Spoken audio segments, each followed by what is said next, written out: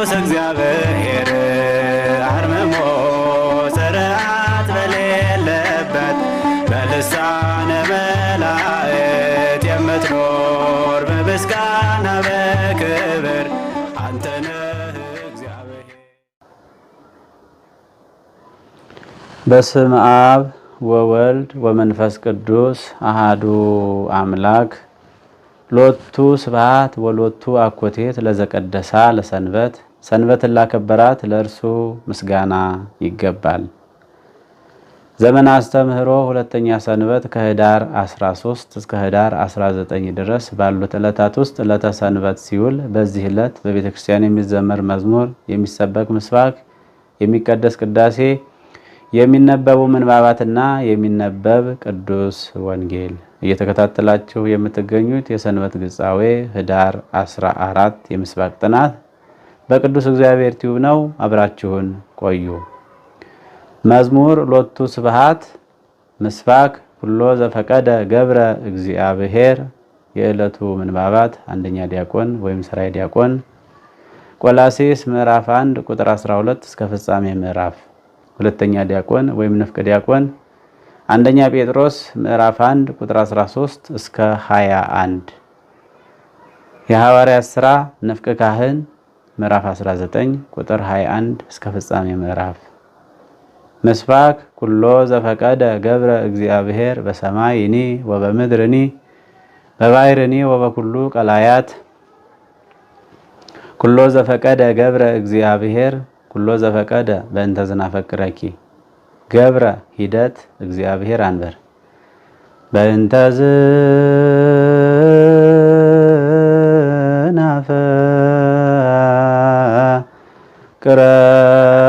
ዝናፈቅረኪ ወነሀበየኪ ኩሎ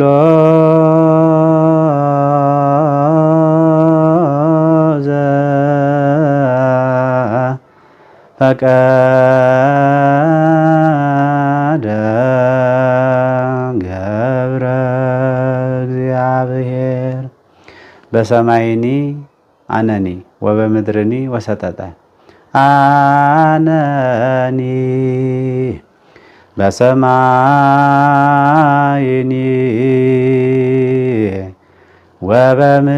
ወበምድርኒ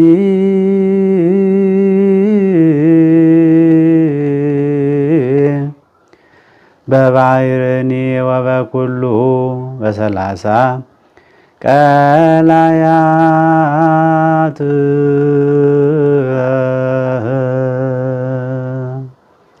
ኩሎ ቡበይ ዘፈቀደ ወሰጠጠ ገብረ አጥመቀ እግዚአብሔር ከሳቴ ብርሃን ቡበይ ወሰጠጠ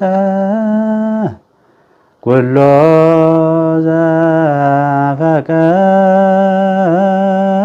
ዘፈቀደ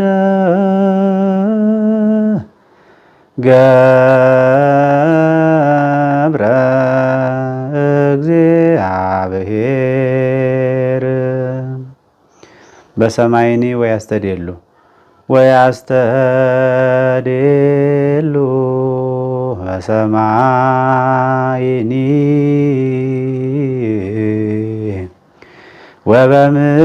ወበምድርኒ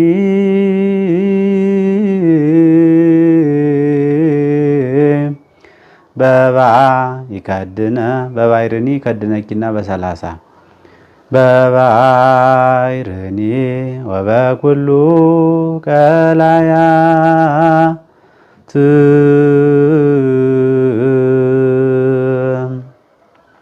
ኩሎ ወሰጠጠ ዘፈቀደ አጥመቀ ኩሎ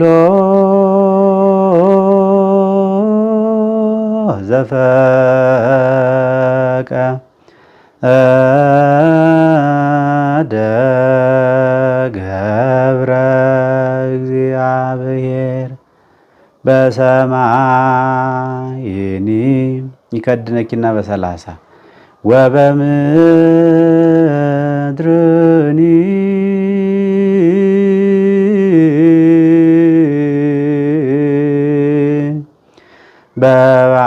በባሕርኒ ወበኩሉ ቀላያት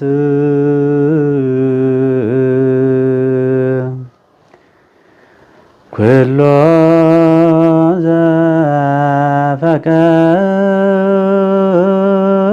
ዘፈቀደ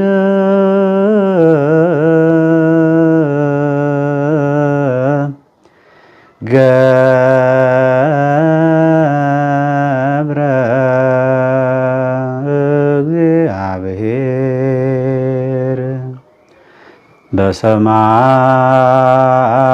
በሰማይኒ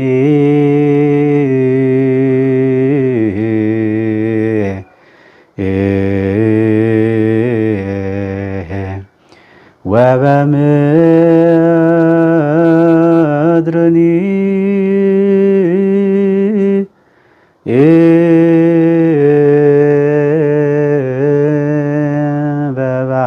በባሕርኒ ወበኩሉ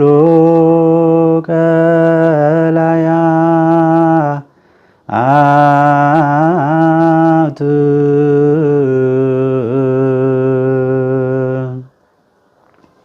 በዕለቱ በቅዳሴ መካከል የሚነበብ ቅዱስ ወንጌል የዮሐንስ ወንጌል ምዕራፍ 5 ቁጥር 16 እስከ 28። የዕለቱ ቅዳሴ አትናቴዎስ። ቅዳሴ አትናቴዎስ በግዕዝ ዜማ ይበል ዲያቆን። ዮም ዛቲ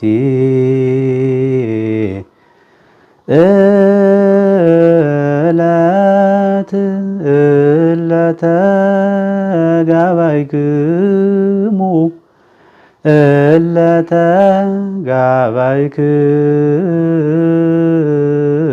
ጋባይክሙ ውስተ ዛቲ ቤተ ክርስቲያን አጽምዑ ቅዳሴ አንተ የቲ ሰንበተ ክርስቲያን ቅድስት። ይበል ካህን ኦ እግዚኦ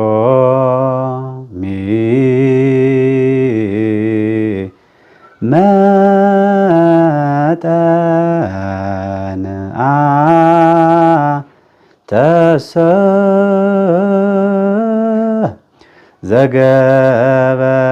ዘገበርከ ሎቱ ለሰብ ሰፋይከ ሰማየ ከመ ቀመር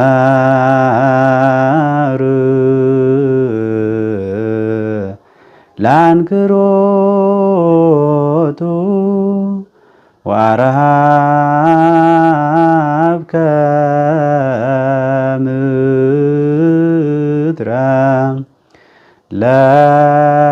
ለኪደተ እግሩ።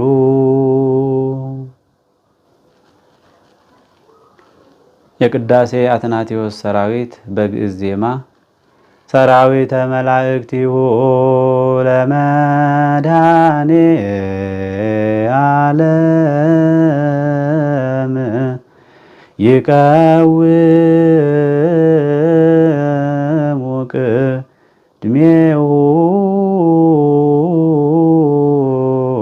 ለመድኃኔ ዓለም ወይኬልልዎ ለመድኃኔ ዓለም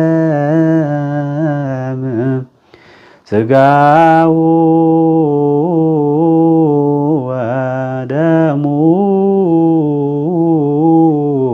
ለመድኃኔ ዓለም ወነብፃ ቅድመ ገጹ ለመድኃኔ ዓለም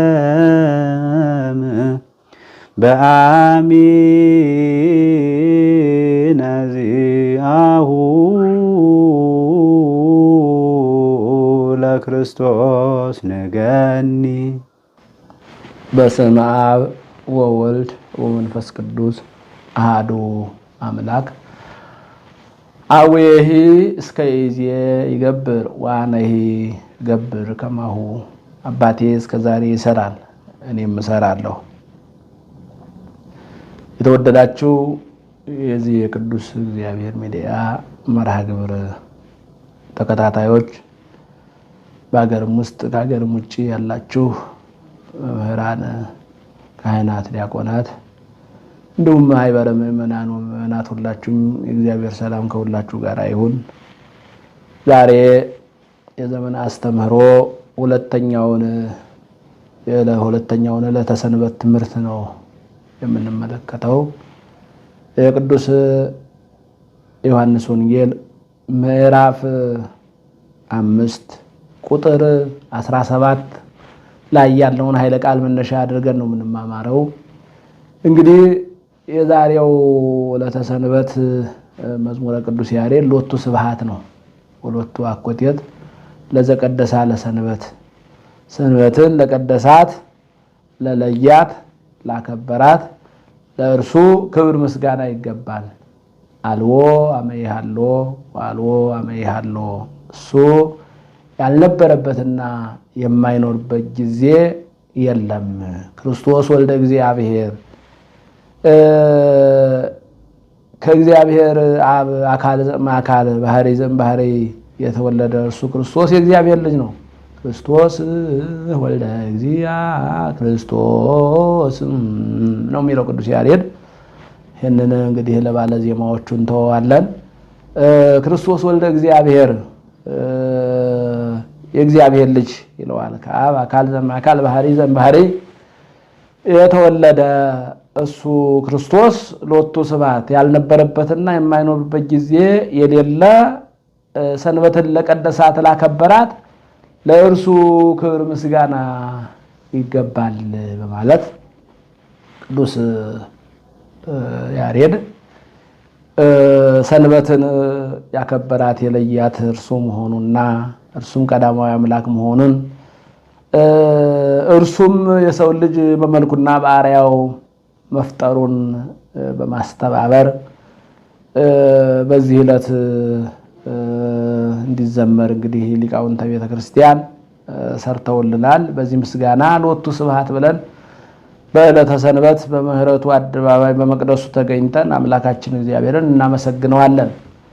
እንግዲህ ሎቱ ስብሐት ወሎቱ አኮቴት ለዘቀደሳ ለሰንበት፣ ሰንበትን ለለያት ላከበራት ለእርሱ ክብር ምስጋና ይገባል ብሎ ቅዱስ ያሬድ የዘመረለት ጌታ በመዋዕለ ስጋዌው በመዋዕለ ትምህርቱ ድውያነ ስጋን በተአምራቱ ድውያነ ነፍስን በትምህርቱ ይፈውስ እንደነበረ ቅዱስ ወንጌላውያኑ በየወንጌላቸው ጽፈውልናል። በተለይም እዚህ የቅዱስ ዮሐንስ ወንጌል ምዕራፍ 5ን ስንመለከት ለ38 ዓመት ሙሉ ሰው አጥቶ የደዌ ዳኛ የአልጋ ቁራኛ ሆኖ ይኖር የነበረውን ሰው ተነስተህ አልጋህን ተሸክመህ ሂድ ብሎ በቃሉ እንደፈወሰው እሱም ተነስቶ አልጋውን ተሸክሞ እንደሄደ በወቅቱም ወግና ስርዓት አክባሪዎችና አስከባሪዎች የነበሩት ፈሪሳውያን በሰንበት አልጋህን ተሸክመህ ልትሄድ አልተፈቀደልህም ብለው እንዳቆሙት እና በዚህ አማካኝነት ክርክር እንዳነሱ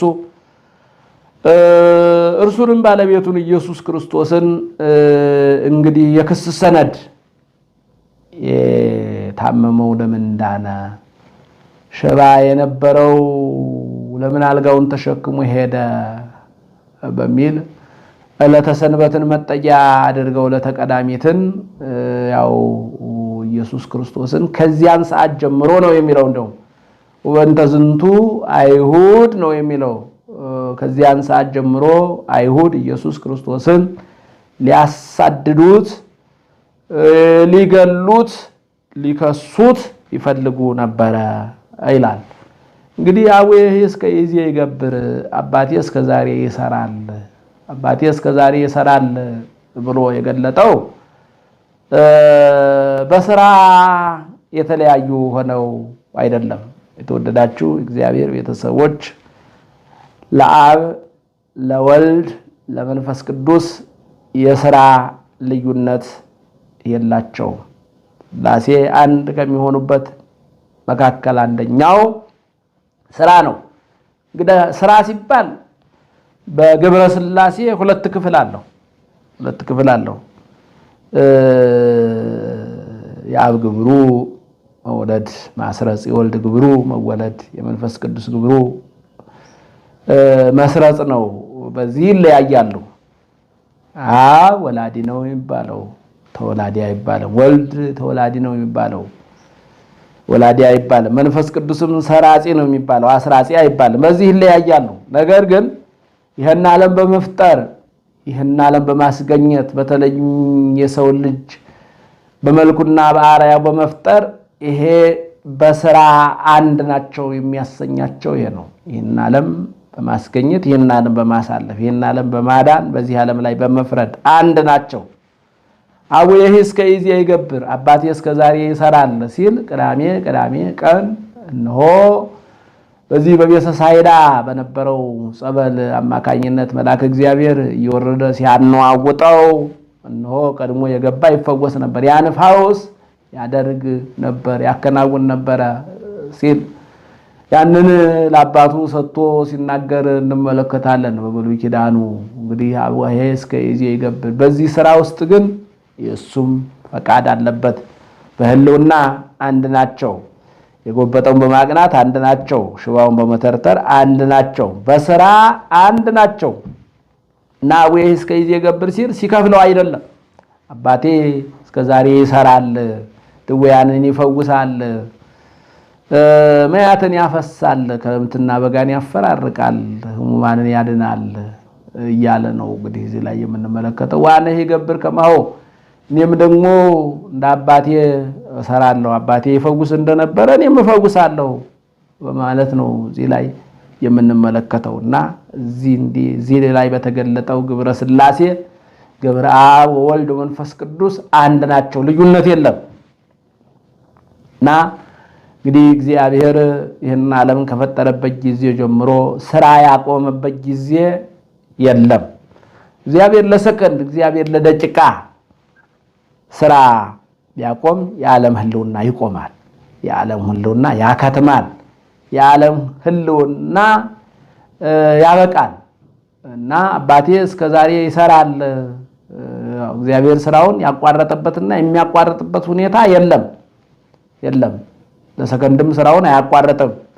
አዚ ዓለም በራሁ ነው። ይህን ዓለም በመሃል እጁ የያዘ የጨበጠ እና ይህንን በእውነት ይህንን ዓለም በትኩረት ይህንን ዓለም እንደሚጠብቀው ለቅዱስ ጴጥሮስ አሳይቶታል። ቅዱስ ጴጥሮስ ለታት በአንድ ቀን ለባለቤቱ ለክርስቶስ ጥያቄ ያቀረበ ነው። አትተኛም አለው ይላል። አልተኛም አለው። አይደክምም አለው። አይደክመኝም አለው። እስኪ ያሳየኝ አለው። ከዚህ በኋላ ለቅዱስ ጴጥሮስ የዕንቁ ጽዋ ሰጠው። ያችን የዕንቁ ጽዋ ቅዱስ ጴጥሮስ በልያዛት ተንከባከባት ብሎ ሰጠው። እሱም በመሃል እጁ ይዞ እያለ ሩቅ ብእሲ ነውና ደከመው፣ እንቅልፍ አለው። ያቺ የዕንቁ ጽዋ ከእጁ ላይ ተንከባላ ወደቀች፣ ተሰበረች። አየ ጴጥሮስም እኔም ብተኛ እኔም ባንቀላፋ እኔም ለሰከንድ ቸልብል ዓለም የሚጠፋው እንደዚህ ነው ብሎ እንግዲህ ዓለምን የመጠበቅ ፈጥሮ የመግዛት ፍጹም የሆነ ስራውን አሳይቶታል። እና ይሄን ነው አቡዬ እስከ ይእዜ ይገብር፣ አባቴ እስከ ዛሬ ይሰራል እኔም ደግሞ እሰራለሁ በማለት እንግዲህ በዚህ ታሞ በነበረው መፈወስ፣ መዳን፣ አልጋውን ተሸክሞ መሄድ፣ መራመድ፣ መንቀሳቀስ ለተከፉት አይሁድ ለተከፉት ፈሪሳውያን የሰጠው ትምህርት ነው። ይህንን የዛሬውን ወንጌል ስንመለከት አጠቃላይ ከሶስቱ አካላት አንዱ አካላዊ ቃል እግዚአብሔር ወልድ ኢየሱስ ክርስቶስ ከባህሪ አባቱ ከእግዚአብሔር አብ ጋራ በሥራ አንድ እንደሆነ፣ እነሱ መካከል ልዩነት እንደሌለ፣ አብ ሙታንን እንደሚያስነሳ ሕይወትም እንደሚሰጣቸው እሱም ሙታንን እንደሚያስነሳ ሕይወትን እንደሚሰጥ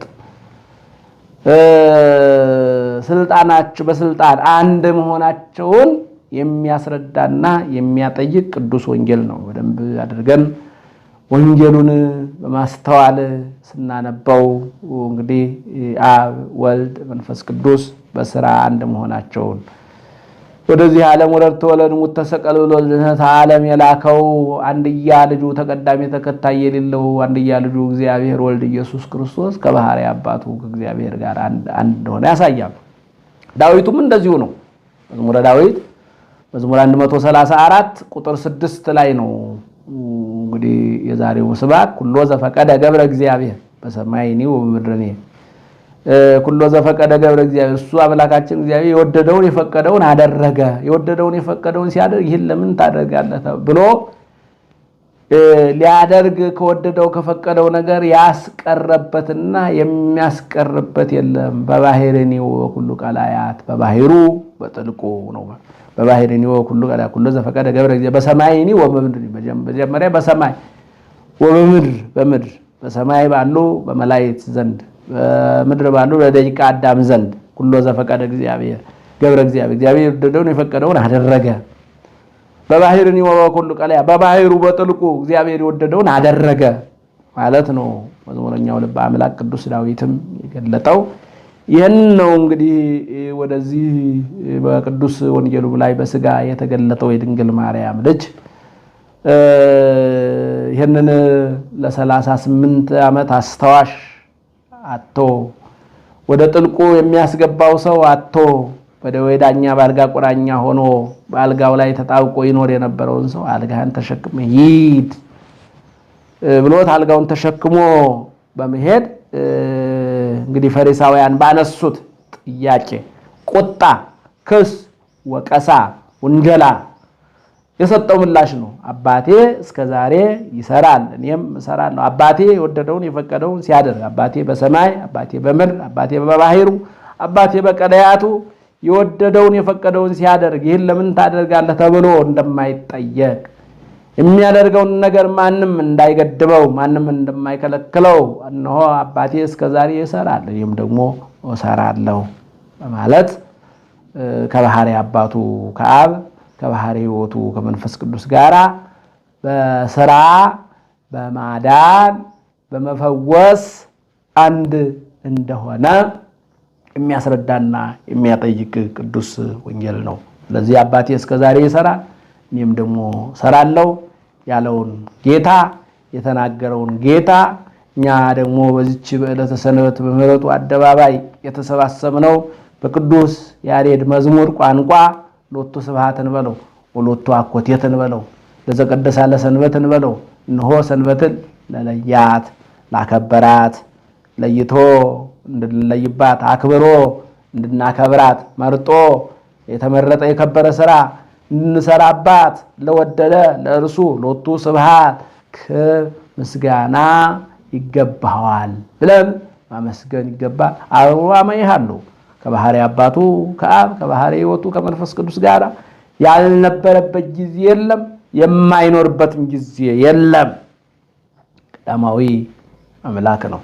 ከባህሪ አባቱ ከአብ ከባህሪ ሕይወቱ ከመንፈስ ቅዱስ ጋር ያለ የነበረ የሚኖር ነው። ይህንን ነው እንግዲህ ቀዳማዊነቱን ያለ የነበረ የሚኖር ዘላለማዊ አምላክ መሆኑን ሰንበትን የቀደሰ ያከበረ የለየ መሆኑን እቺ በተወደደችው በተቀደሰችው በተለየችው ዕለተ ሰንበትም እነሆ የተለየ ለዘቀደሳ ለሰንበትን ላከበራት ለእሱ ለልዑል እግዚአብሔር ምስጋና ይገባዋል ማለት ነው። እንግዲህ ቅዱስ ያሬድ ዝማሬው ምስጋናውን ያቀረበው።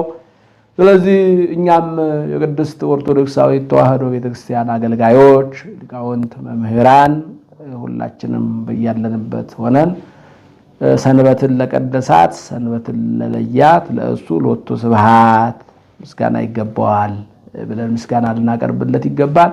ለሌላው በዚች በተመረጠችው በተወደደችው ዕለተ ሰንበት ጠያቂ ያጣውን መጻጉዕን ፈዋሽ ያጣውን መጻጉዕን መፍትሄ ያጣውን ለ38 ዓመት ሙሉ መፍትሄ አጥቶ በቤተ ሳይዳ ደጅ ጠና የነበረውን መጻጉዕን እንደጠየቀው እኛም ዛሬ በመድራችን እኛም ዛሬ በየሆስፒታሉ እኛም ዛሬ በየጸበሉ እንደ መጻጉዕ ጠያቂ አጥተው የሚመግብ አጥተው የሚያነሳቸው አጥተው የሚያስጠምቃቸው አጥተው የሚያሳክማቸው አጥተው በየስፍራው ያሉ በደዌ ዳኛ ያሉ አልጋ ቁራኛ ያሉትን ልንጠይቅ ይገባል። ምናልባት ይህም በማድረጋችን እንደ ክርስቶስ ተቃውሞ እንኳ ቢገጥመን የጽድቅ ስራ ነውና አጽንተን ጠንክረን በርትተን ልናከናውነው ይገባል። አባቴ እስከ ዛሬ ይሰራል አለው፣ እኔም እሰራለሁ። እኛም ማስቀጠል ያለብን ይህን ነው። አባታችን ለእኛ እግዚአብሔር ነው። አባታችን እግዚአብሔር በጎ ይሰራ፣ መልካም ይሰራ፣ ዳኛ አልጋ ቁራኛ የነበረውን ይፈውስ ያድን እንደነበረ ሁሉ መፍትሄ ላጡት መፍትሄ፣ ምግብ ላጡት ምግብ፣ ልብስ ላጡት ልብስ፣ መጠለያ ላጡት መጠለያ፣ ጤና ላጡት ጤንነታቸውን የሚያገኙበትን ነገር እንሰራ ይገባል። ይህን ስናደርግ ከሳሽ አይጠፋም፣ ውቃሽ አይጠፋም ማለት አይደለም። ፈሪሳውያን አይጠፉም። ምን ጊዜም ፈሪሳውያን አይናቸው ደም ይለብሳል፣ አይሁድ ደማቸው ደም ይለብሳል። የበጎ ስራ ተቃራኒ የሆነው ሰይጣን ደም ይለብሳል።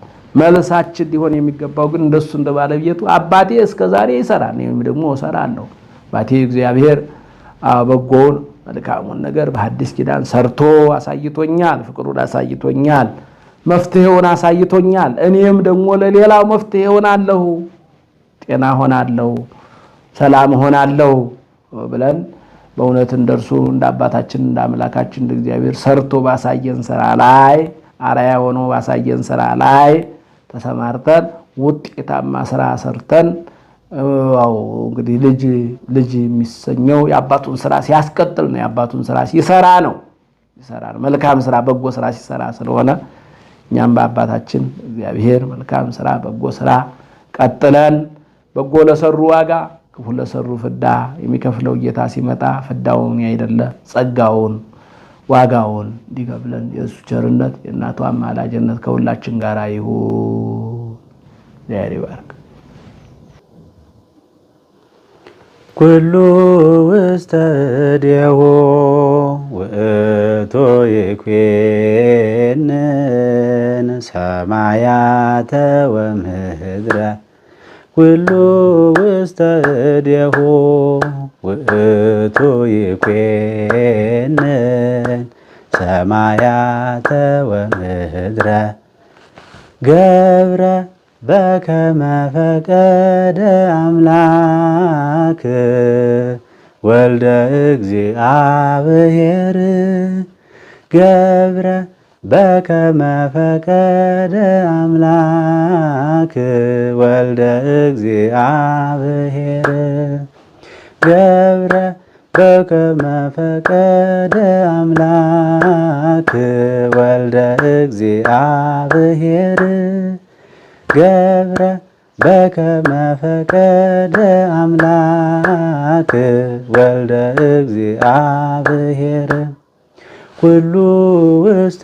እዴሁ ውእቱ ይኩነን ሰማያተ ወምድረ ኩሉ ውስተ እዴሁ ውእቱ ይኩነን ሰማያተ ወምድረ ገብረ በከመ ፈቀደ አምላክ ወልደ እግዚአብሔር ገብረ በከመ ፈቀደ አምላክ ወልደ እግዚአብሔር ገብረ በከመ ፈቀደ አምላክ ወልደ እግዚአብሔር ገብረ በከመ ፈቀደ አምላክ ወልደ እግዚአብሔር ኩሉ ውስተ እዴሁ ውእቱ ይኩነን ሰማያተ ወምድረ ኩሉ ውስተ እዴሁ ውእቱ ይኩነን ሰማያተ ወምድረ ገብረ በከመ ፈቀደ አምላክ ወልደ እግዚአብሔር ገብረ በከመ ፈቀደ አምላክ ወልደ እግዚአብሔር ገብረ በከመ ፈቀደ አምላክ ወልደ እግዚአብሔር ገብረ በከመ ፈቀደ አምላክ ወልደ እግዚአብሔር ቅዱስ እግዚአብሔር አርምሞ ጽርዓት በሌለበት በልሳነ መላእክት የምትኖር በምስጋና በክብር አንተነ